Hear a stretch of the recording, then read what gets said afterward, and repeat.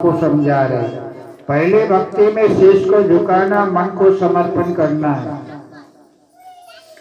और दूसरे भक्ति में मन को समर्पण नहीं करना है, सर को झुकाना नहीं है, सीना तान करके खड़े होना है। वो क्या है?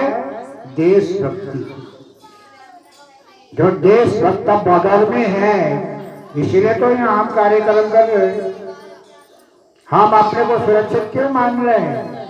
क्योंकि देशभक्त वहां डटे हुए हैं। तो दूसरे देशभक्ति, और तीसरी भक्ति क्या है? तीसरी भक्ति है गुरु भक्ति। कि प्रातः काल उठे रघुनाथा, माता पिता गुरु नावे माता। तो गुरु के पास क्या है? उनके पास है विद्या, और विद्या सबसे बड़ा धन है। कोई चोर चोरी नहीं कर सकता है, कोई लूट नहीं सकता, कोई डाका डाल नहीं सकता। बाहर के घर में तो चोरी भी होगी, लूट भी मचेगी, डाका भी डाला जाएगा, लेकिन विद्या वो धन है तो कोई चोरी नहीं कर सकता। तो जब तक विद्या के धन प्राप्ति नहीं होगी, चौथी भक्ति किसी को मिलने वाला। इसलिए कहा घुसमी जी ने प्रभु राम से वचन लिया कि आप देंगे? हाँ कहिए, या हाँ या ना। तब जाकर के प्रभु राम ने हाँ कह दिया, तब उन्होंने कहा भक्ति चाहिए। तब है चौथी भक्ति, ईश्वर की भक्ति। तो बिना गुरु भक्ति के ईश्वर के भक्ति किसी को ना तो आज तक मिला, और ना आगे भविष्य में मिलेगी जब तक सृष्टि रहेगी। तो इसलिए से बिना हमें बड़ी खुशी है, आनंद है, यहाँ आप लोग आए हैं, भक्ति मार्ग में चल रहे हैं। भक्ति मार्ग अति कठिन है, जो खाने की धार, और हिले डोले कट मरे, निश्चल उतरे पार। यहाँ तो दृढ़ निश्चय करना पड़ेगी। भक्ति करना है तो करना है। ये तो बाहर की माया का तूफान है, कभी सर्दी है, कभी गर्मी है, कभी बारिश है, कभी जीवन में सुख है, कभी दुख है। ये तो लगे रहेगा, अनादिकाल से था, है और रहेगा। तो इसीलिए अब आप लोग को ये बात अच्छी तरह से समझ में आ गया होगा। 56 प्रकार के व्यंजन में सबसे स्वादिष्ट वस्तु क्या है? नमक। जब सबसे स्वादिष्ट क्या है? नमक है। तो एक मुट्ठी नमक ले लो और खा लो ना। क्यों? अब हाथ क्यों रहे? प्रश्न हमने किया, उत्तर आप लोग ने दिया। सबसे स्वादिष्ट वस्तु क्या है? नमक है। नमक के बिना तो 56 प्रकार के व्यंजन फीका है। तो सबसे स्वादिष्ट है तो एक मुट्ठी लेके खा लो, कितना स्वाद आएगी। तब पता चलेगा। एक भी नमक अगर कोई खा के देखे तो क्या हाल होगा। तो उसी नमक को खाने के लिए अनेकों साधन हमने जुटा रहे हैं। चाहे दाल है, चाहे सब्जी है, चाहे अचार है, चाहे चटनी है। तो स्वादिष्ट वस्तु क्या है? नमक। ऐसे सारे सृष्टि के अंदर में सबसे स्वादिष्ट वस्तु क्या है? वो है प्रभु की भक्ति। उससे स्वादिष्ट वस्तु और कुछ भी नहीं है। तो यहाँ नमक पूछेंगे कि नहीं? हमने तो भंडारे में सुनाना है आज। आधा नजर इधर है, आधा नजर उधर है। वह तैयारी होते आरती शुरू। क्योंकि आज का कार्यक्रम ही ऐसा है। ठीक है ना? तो नमक पूछेंगे कि नहीं? पूछेंगे। पूछेंगे। आप पूछने के लिए तैयार हो रहे? जन्मदिन किसका है? श्रीयांश जी महाराज का। तो श्रीयांश जी महाराज को खिलाएंगे या नहीं? खिलाएंगे। कैसे खिलाएंगे?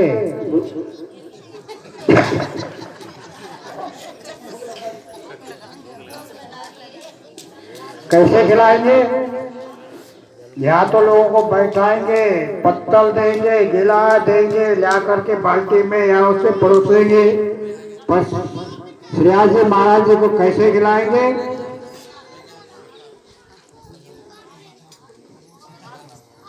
अरे यार, नहीं खिलाना है तो कहिए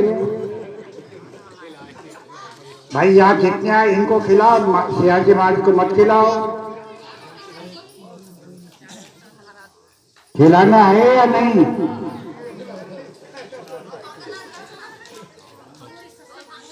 हमने बार बार यही कहते हैं कि पहले सुन के सीखो, फिर देख करके सीखो। गुरु दरबार है, गुरु दरबार में हमको सीखना है। सिखाने वाले अनेकों तरह के विषय सिखाते। हमारा विषय है गणित का, अंक गणित का हमारा विषय है। हमसे पहले कितने आए सिखाने वाले, उनका विषय क्या था मैं नहीं जानता। हमारे बाद कौन आएगा, उनका विषय क्या वो मैं नहीं जानता। मैं तो अपना जानता हूं ना। तो हमारे दरबार में 3000 संत महात्मा है, सब एक एक विषय लेकर के चलते हैं। क्योंकि आरती में हम गा रहे हैं, विषय विकार मिटाओ पाप हरो, श्रद्धा भक्ति बढ़ाओ। तो अब शब्द को पकड़ लो आप लोग, क्योंकि हम तो गणित वाले हैं, अंक वाले, शब्द वाले। विषय क्या है? ये कौन सा शब्द है विषय? शब्द को न पकड़ने वाले लोग क्या कहेंगे? विषय भोगों में जाएंगे, उधर जाएंगे, फिसल जाएंगे। ऐसा नहीं है। विषय है, अंग्रेजी एक विषय है, उर्दू एक विषय है, हिंदी एक विषय है। अगर विषय को जानना, बच्चों से, स्कूल जाने वाले बच्चों से पूछिए आज का विषय क्या है, तो बोलेंगे गणित, कोई कहेंगे संस्कृत, कोई कहेंगे अरबी। ये विषय है। बिना विषय का सृष्टि नहीं चलेगी। सृष्टि में विषय है। विषय का अर्थ क्या है? सब्जेक्ट। समझ में आ रही? विषय क्या है? सब्जेक्ट। और सब्जेक्ट से तो फोर्स निकलता है। हम हर जगह यही सुनाते हैं, पावर हाउस से बिजली के दो तार आएगा, तब घर में लाइट जलेगी। घर बनाया, मकान बनाया, बिजली फिटिंग में किया, बटन दबा रहा तो पंखा चलेगी, लाइट जलेगी, कूलर चलेगी? नहीं चलेगी। क्यों? पावर हाउस से कनेक्शन नहीं जोड़े। जब तक पावर हाउस से आपने कनेक्शन नहीं जोड़ा तो घर में प्रकाश कैसे? न पंखा चलेगी, न कूलर चलेगी, न एसी, कुछ नहीं चलेगी। तो उसके लिए क्या करना पड़ेगा? पावर हाउस से कनेक्शन जोड़ना पड़ेगी। तो पावर हाउस कौन है? आप लोग का पावर हाउस कौन है? तो साधु संत कौन है? कनेक्शन करने वाले।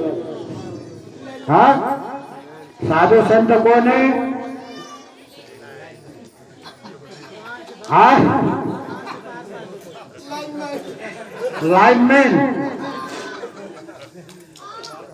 भाई आज का कार्यक्रम ऐसे है, हम ऐसे करने वाले। क्यों? क्योंकि जन्मदिन का है, खुशी का है। यहाँ ये नहीं सुनाया जाएगा छोड़ कर संसार जब तू ठीक है ना, क्योंकि आज जन्मदिन का कार्यक्रम है। पहले सुनो, बन गया? हाँ, पूरा बन गया, कर दिया। कितना बाकी है?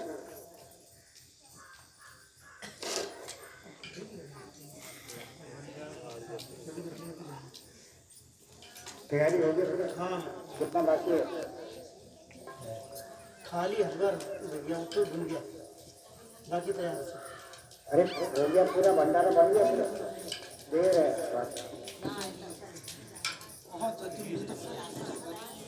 तुम तो बन ही जाएगा मैंने, वो यहाँ से भी देख रहे हैं हम, आधा नजर तो हमारा, आधा मन तो वही है, क्योंकि मैं देख रहा हूँ आप लोग के अंदर में जो आधा रहा है वो तो मेरे को दिखाई दे रहा है।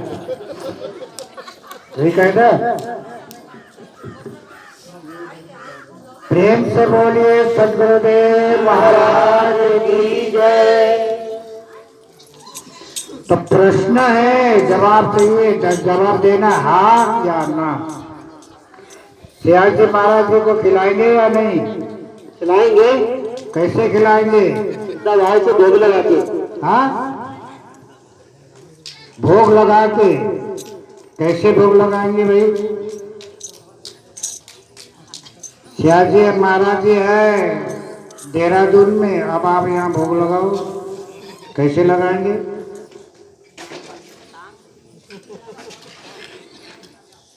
तो कौन सा भोग है? तो ये तो गुरु धारण करने के बाद ही, जब सत्संग मिलेगा तभी समझ में आएगी। भोग एक नहीं होती, दो होता है। ठीक है ना? तो पहला भोग कौन सा है? जिभ्या और दांत वाला या बिना जिभ्या बिना दांत वाला?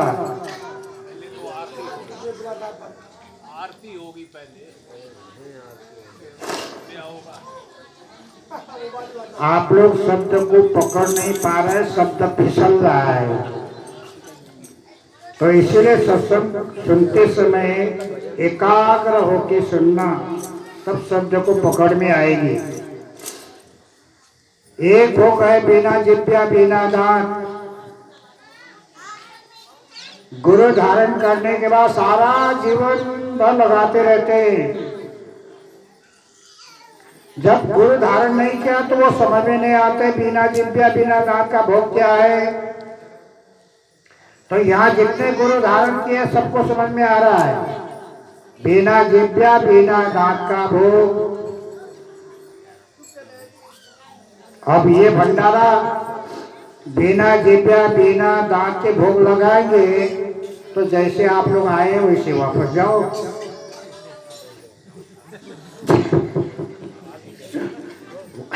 जाएंगे?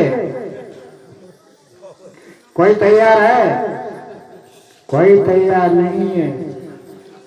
कहेंगे जिभ्या और दांत वाले का भोग लगना चाहिए। तो समझ में आ रही? तो ये हमने सिखाना चाह रहे थे। आप जब भी भंडारे का कार्यक्रम आयोजन करें तो भोग दोनों तरफ से लगाना चाहिए, क्योंकि आप भी तो दोनों तरफ से भोग लगा रहे हैं। क्यों? आप लोग के पास जिभ्या भी है, दांत भी है, और जिभ्या दांत का भी भोग लग रहा है, और बिना जिभ्या बिना दांत का भी भोग लगाते हैं कि नहीं?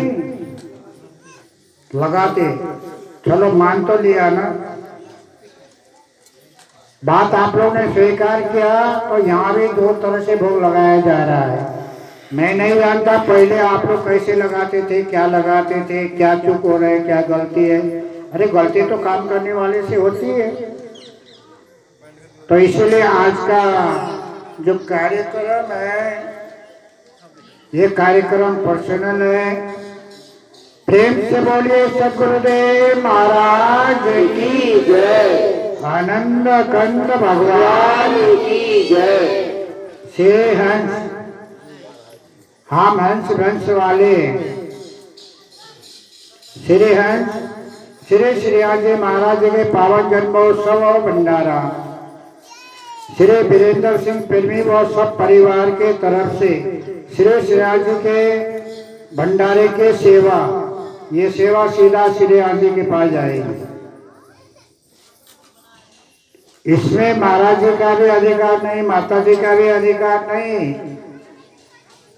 किसी का अधिकार नहीं। अधिकार किसका है? श्रीराज जी महाराज।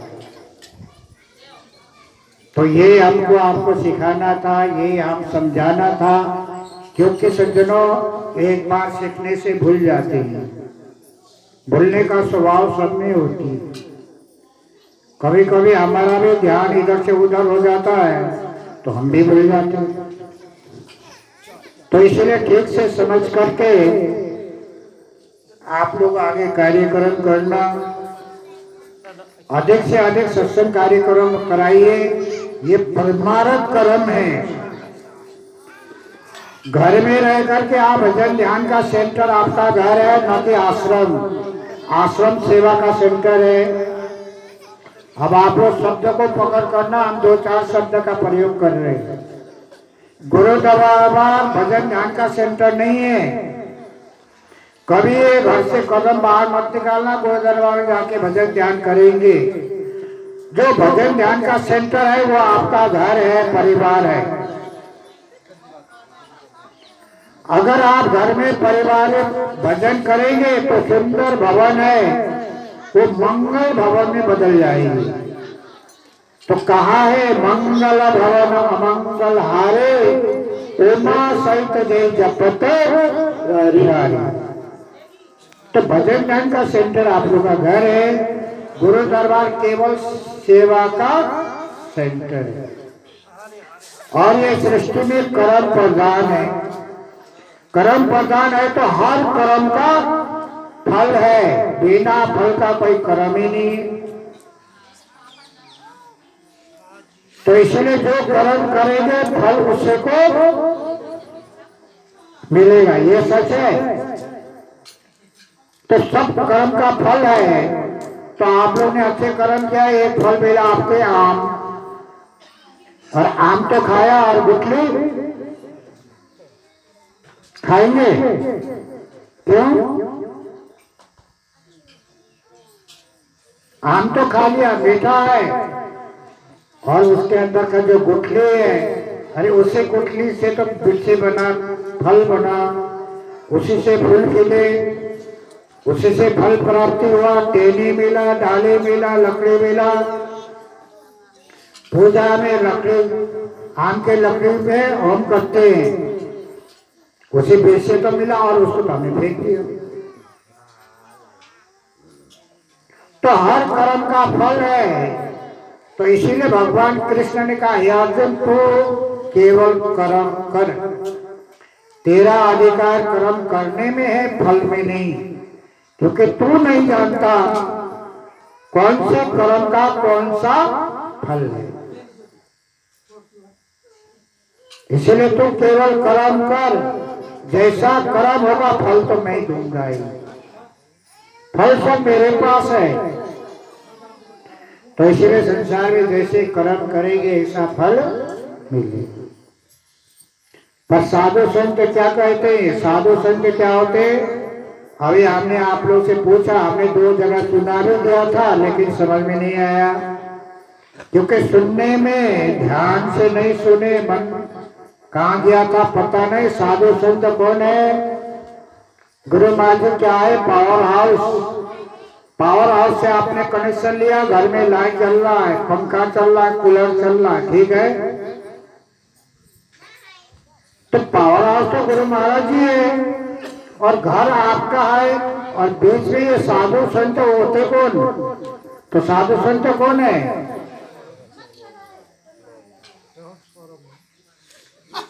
सही है, ट्रांसफार्मर। आप बोले ट्रांसफार्म हो, बाबा बोले तो मेरे ने शब्द पकड़ा तो वो तो बोल गया ट्रांसफार्म। तो ट्रांसफार्म बीच का होता है। बिना ट्रांसफार्म का अगर कनेक्शन घर में आएंगे तो क्या होगा? सब यंत्र फूक जाएंगे। इसीलिए भगवान के और भक्त के बीच में ट्रांसफार्म है, वो है साधु संत। तो इसीलिए भगवान कृष्ण को भी कहना पड़ा उद्धव मुझे संत सदा अति प्यारे। क्यों? संत मिले तो मैं मिल जाऊं, संतन मुझसे न्यारे, और बिनु संत संत कोई न मुझको पावे, कोटि जतन कर हारे, उद्धव मुझे संत सदा अति प्यारे। तो प्यारे क्यों है? क्योंकि पावर हाउस से जो कनेक्शन आ रहा है वो सीधा ट्रांसफार्मर में आ रहा है, और ट्रांसफार्मर वो है जो बिजली के पावर को कंट्रोल कर रहा है। अगर वहां से पावर कम आए तो बढ़ा देगा, और वहां से अगर थोड़ी ज्यादा आ गया तो उसको रोक करके उतना ही भेजेगा, नहीं तो फिर घर में जाओगा ब्रह्म। तो इसीलिए साधु संतों के महत्व है।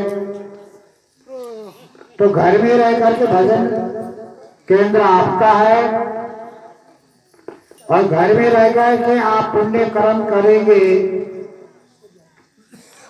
शुभ कर्म कर सकते हैं। जैसे आज ये कार्यक्रम वीरेंद्र के तरफ से हुआ, जिन्होंने तो गुरु दरबार से ज्ञान दिया उनको तो फल मिला, और जिन्होंने गुरु दरबार से ज्ञान नहीं मिला उनको क्या मिला? पुण्य की प्राप्ति हो रही। और उसी पुण्य का प्रभाव है कि पुण्य पुंज बिनु मिले न संता। जब मानव के जीवन में पुण्य का उदय होता है तब जाके उनको साधु संत मिलते हैं, और जब साधु संत मिलते हैं तब मानव को परमार्थ कर्म करने का अवसर मिलता है। ये परमार्थ कर्म है, तो ये परमार्थ कर्म के लिए आपको घर से बाहर निकलना पड़ेगी, क्योंकि जब घर से बाहर निकलेंगे तब वो रास्ता मिलेगा। घर के अंदर किसी का रास्ता नहीं है। तो इसलिए अवसर मिला है, अवसर से पूरा लाभ उठाए। भाई समय तो आप लोग के हाथ में, हमारे हाथ में नहीं है। तो जहाँ कहीं भी सत्संग रखे, समय तय आप लोग करें। तो इसीलिए सज्जनों में अधिक न कहते हुए 2 लाइन का पद सुना करके अपनी वाणी को विराम दूंगा। प्रेम से बोलिए सद्गुरुदेव महाराज की जय। हेलो। आज दिन खुशियों का बधाई हो, बधाई हो। आज दिन खुशियों का बधाई हो, बधाई हो।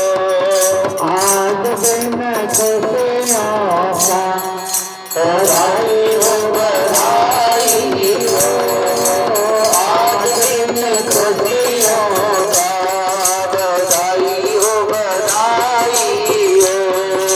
बधाई देने को हंस मारा जाए, बधाई देने को हंस जी आए, हंस देने आए देखो जगत में माँ को साथ लाए, हंस जी आए देखो भैया जी को लाए। बधाई हो, बधाई हो। आज दिन खुशियों का बधाई हो, बधाई हो। आज दिन खुशियों का बधाई हो, बधाई हो। आज दिन खुशियों का बधाई देने को सद्गुरु महाराज आए, बधाई देने को सद्गुरु महाराज आए। सद्गुरु महाराज आए देखो माता जी को साथ लाए, सद्गुरु महाराज आए देखो माता जी को लाए। बधाई हो, बधाई हो। आज दिन खुशियों का बधाई हो, बधाई हो। आज दिन खुशियों का, खुशियों का दिन, खुशियों का, खुशियों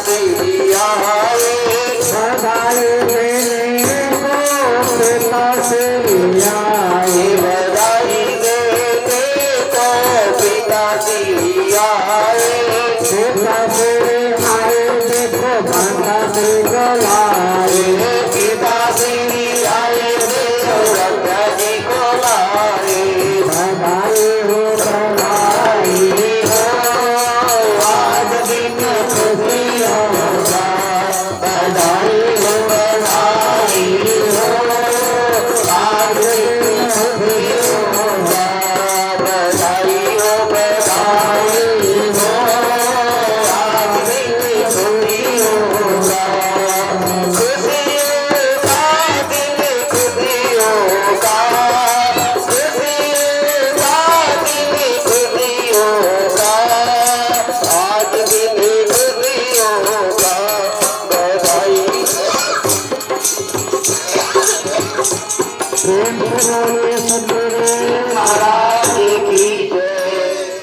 अब एक बधाई होगी और उसके बाद आरती होगी और आरती के बाद आगे का कार्यक्रम होगी। आप लोग शांति का परिचय देते हुए आगे के कार्यक्रम से लाभ प्राप्ति